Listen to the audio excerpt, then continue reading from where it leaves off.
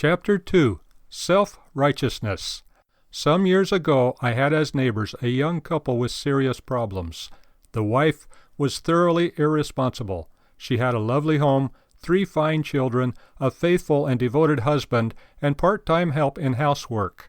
The husband and the help did much of the work, and the wife sometimes disappeared overnight, especially on weekends, with one or another boyfriend.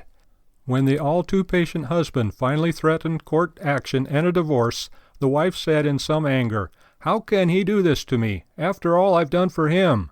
Her attitude was that anything she did for him was a favor and he should be grateful.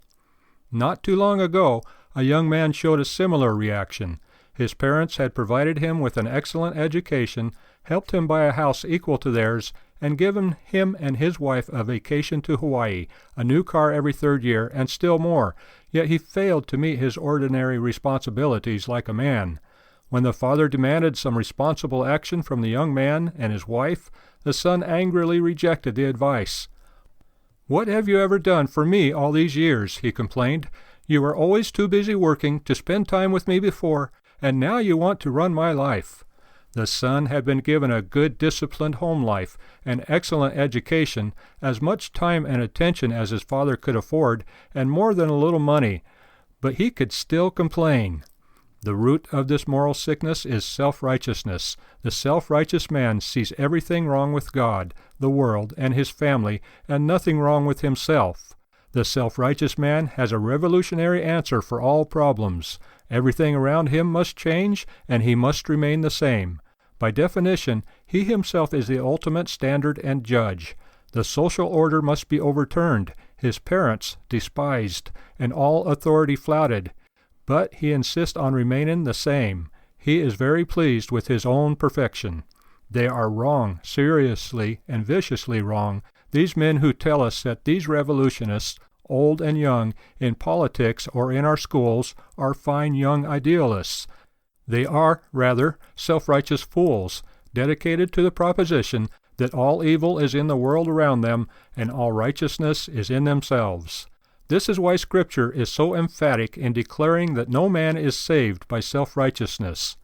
"For by the works of the law shall no flesh be justified." Galatians 2:16. No man gains a do-it-yourself salvation or perfection. Salvation is the work of God in man, God's righteousness, not man's self-made righteousness. The saved man seeks to conform himself to the word and will of God.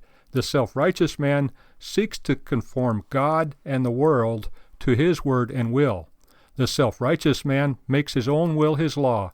He replaces the law of God with man-made traditions of his own devising.